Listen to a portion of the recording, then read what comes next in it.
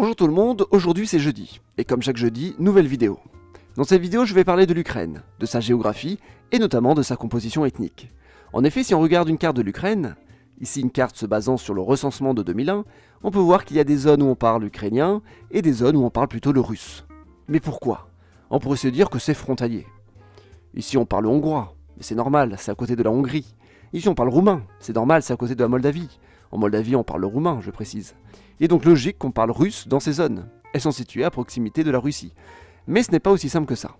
Parce que la zone où on parle russe est beaucoup plus vaste que la simple frontière. On va voir tout ça dans cette vidéo. D'abord un peu d'histoire, puis ensuite un peu de géographie. Chapitre 1, Histoire. Les Slaves sont le peuple qui parle à l'origine le proto-slave. Ce peuple vivait dans cette zone sur la carte. Certains de ces Slaves se sont déplacés pour aller dans cette zone qui correspond au nord de l'Ukraine actuelle. Ces populations ont vu leur langue évoluer. Avec les siècles qui passent, les langues évoluent et de nouvelles langues voient le jour. On peut dire que ces populations qui sont allées à l'est parlent le vieux russe. C'est le nom que les linguistes donnent à cette langue ancienne. Le peuple est appelé le peuple rousse, les Rousses. Les Rousses se sont déplacés dans un vaste ensemble qu'on appelle la Ruthénie, c'est le pays des Rousses. Vers 880 environ, une confédération a vu le jour entre les différents clans russes. Leur capitale est Kiev, on parle des Rousses de Kiev, c'est l'ancêtre de la Russie. Mais attendez, à Kiev on parle russe ou on parle ukrainien? Au Moyen-Âge on y parle encore le vieux russe, et c'est la même chose à Moscou ou à Novgorod. La langue est la même partout, ou du moins à peu près la même. Mais avec les siècles qui passent, chaque région va développer son propre dialecte. La confédération de Kiev disparaît, et les États russes deviennent autonomes. Ensuite c'est Moscou qui prend le relais et qui annexe les autres territoires russes. En réalité, Moscou ne va pas annexer tout ce qui est russe. La ville va surtout annexer le nord et les territoires à l'est, alors que d'autres zones russes vont être annexées par la Lituanie. Il faut attendre le XVIe siècle pour que Moscou récupère les territoires au sud, des territoires où vivaient d'autres peuples. Puis au XVIIe siècle, ces territoires sur la carte où on trouve Kiev. Moscou avait imposé sa langue russe aux autres peuples russes. Mais quand Kiev était conquise, ils parlent d'autres dialectes russes. Ils ont beaucoup évolué et sont devenus l'ancêtre de l'ukrainien. Le russe moderne est une langue créée à partir du dialecte russe de Moscou. L'ukrainien moderne est une langue créée à partir du dialecte russe de Kiev. Et ensuite, la langue ukrainienne va rester, et la Russie ne va pas réussir à imposer la langue de Moscou sur le territoire. Mais qu'en est-il de ce territoire sur la mer Noire? Au XVIIe siècle, ces territoires appartiennent encore à l'Empire ottoman. Ils sont conquis par la Russie à la fin du XVIIIe siècle. On appelle ce territoire la Nouvelle Russie. Chapitre 2, les peuples. Si on regarde une carte moderne de l'Ukraine, on peut voir plusieurs zones. Au nord-ouest, nous avons la zone originelle de l'Ukraine. On y trouve Kiev. C'est là que vivaient les Rousses qui n'ont pas été sous influence de Moscou pendant les siècles. Ils ont donc développé leur langue, l'ukrainien. Un peu plus à l'est, nous avons l'Ukraine Sloboda. C'était autrefois un territoire frontalier entre le monde russe et le monde des peuples turciques. Ces territoires, quand ils ont été organisés par la Russie, ils ont été sous le nom de Petite Russie. C'est comme ça que la Russie appelait l'Ukraine à l'époque. Tout le sud, c'est des territoires annexés au XVIIIe siècle par la Russie à l'Empire ottoman. C'est ce qu'on appelle la Nouvelle Russie. Une fois annexé, il a fallu les peupler. Le territoire était très peu peuplé, on y trouvait soit des Tatars, soit des peuples nomades. La Russie a peuplé la région, soit en envoyant des Russes provenant des autres régions russes, soit en envoyant des Ukrainiens, puis des villes ont été fondées, je parlerai des villes plus tard. Enfin, tout à l'ouest, nous avons un territoire polonais qui a été ukrainisé, j'en reparlerai plus tard. En 1922 a été créée la République socialiste soviétique d'Ukraine. Elle correspond au territoire de la Petite Russie, mais aussi à certains de la Nouvelle Russie. Le peuple ukrainien avait tenté d'obtenir son indépendance suite à la révolution russe. Même les territoires au sud avaient fini sous contrôle ukrainien. Voilà pourquoi ils ont été intégrés à l'Ukraine au sein de l'URSS. Les régions du sud ont été ukrainisées avec le temps, les populations russes baissant en proportion au profit des populations ukrainiennes. Dans les années 30, il y a l'Holodomor, une grande famille qui touche l'Ukraine, puis pendant la guerre, des millions d'Ukrainiens meurent. En 1954, la Crimée, qui est intégrée à la Russie, est déplacée vers l'Ukraine, mais elle restera russophone. Avec le temps, l'Ukraine a été ukrainisée, et la langue russe est partie petit à petit, restant dans certaines régions, notamment la Crimée, mais tout se complique avec l'indépendance en 1991. Chapitre 3, l'indépendance. En 1991, l'Ukraine devient indépendante de la Russie. Les ogives nucléaires installées en Ukraine sont données à la Russie étant le seul pays à hériter de l'arsenal nucléaire soviétique. Mais il y a un problème, c'est la Crimée. Elle est peuplée majoritairement par des Russes, de plus on y trouve une grande base militaire navale. L'Ukraine et la Russie arrivent à trouver des arrangements.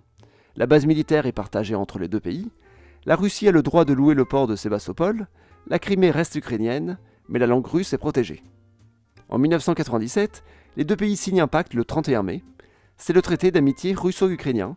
Les deux pays se promettent de respecter le territoire de l'autre. Mais rien n'est simple.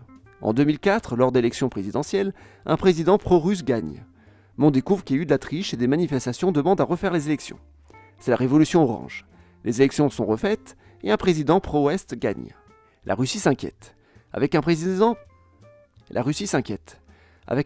pro-ouest, l'Ukraine pourrait vouloir se rapprocher de l'Union européenne, ou pire, de l'OTAN.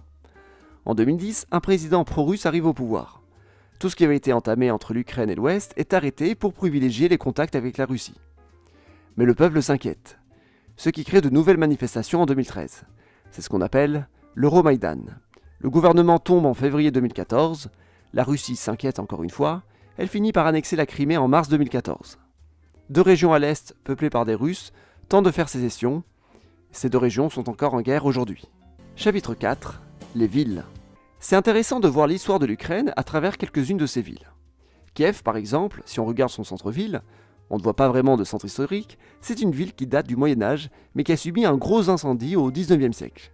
D'où les rues en quadrillage.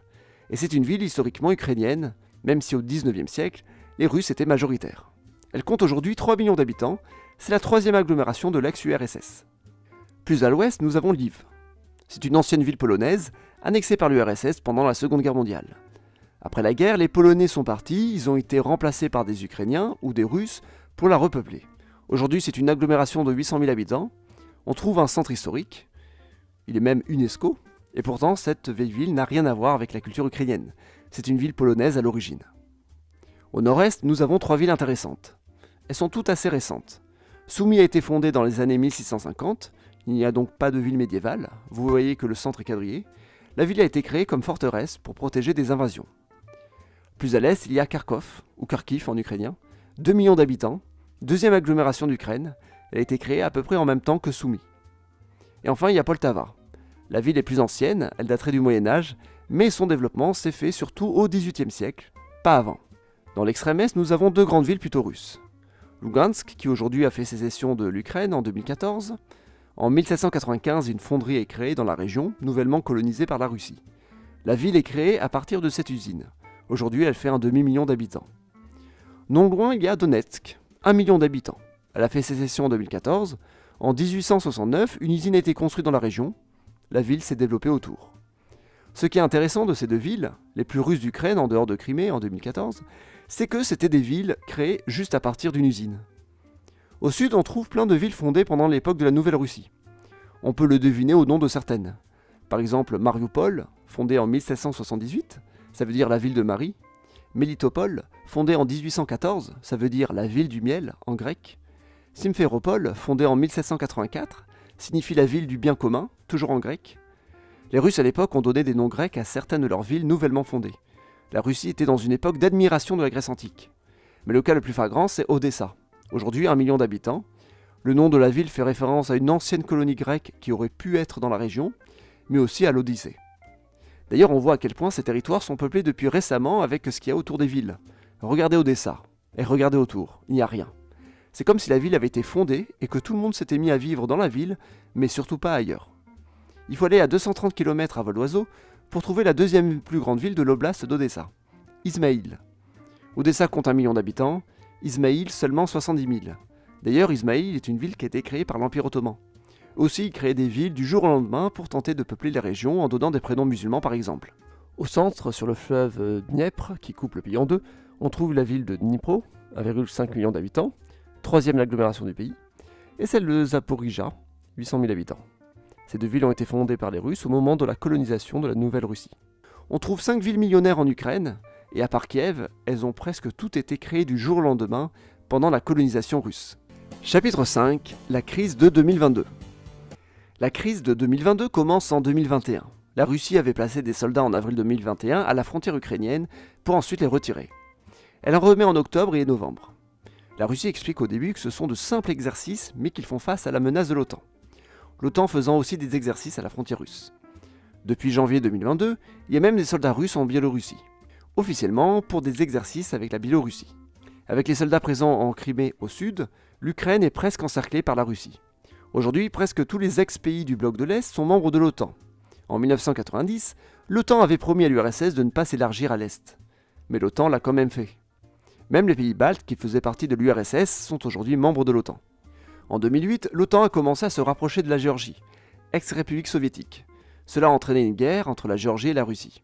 La Géorgie n'a donc jamais intégré l'OTAN. L'Ukraine ne peut pas encore intégrer l'OTAN, sa situation n'est pas assez stable. Mais les pays de l'OTAN veulent s'engager comme alliés de l'Ukraine en cas d'attaque russe. Mais selon l'OTAN, si un pays membre de l'OTAN est attaqué, tous les pays de l'OTAN doivent intervenir. L'Ukraine ne faisant pas partie de l'OTAN, les pays membres n'auront pas l'obligation d'intervenir. Conclusion. Aujourd'hui, l'Ukraine est un pays qui reprend deux territoires bien différents.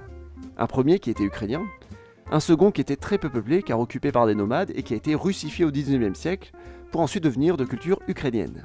Et encore aujourd'hui, il y a un processus d'ukrainisation.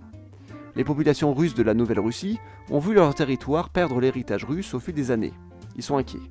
Et cette inquiétude est utile à Moscou pour émanciper des révoltes quand la politique ukrainienne ne lui convient pas, comme c'est le cas à Lugansk et Donetsk. De plus, la Russie veut se sentir concernée par la politique ukrainienne. Après tout, les Ukrainiens et les Russes sont tous descendants du même peuple russe. Un seul et même peuple. Merci d'avoir regardé la vidéo jusqu'au bout. Si ça vous a plu, abonnez-vous, mettez un pouce bleu et à jeudi prochain.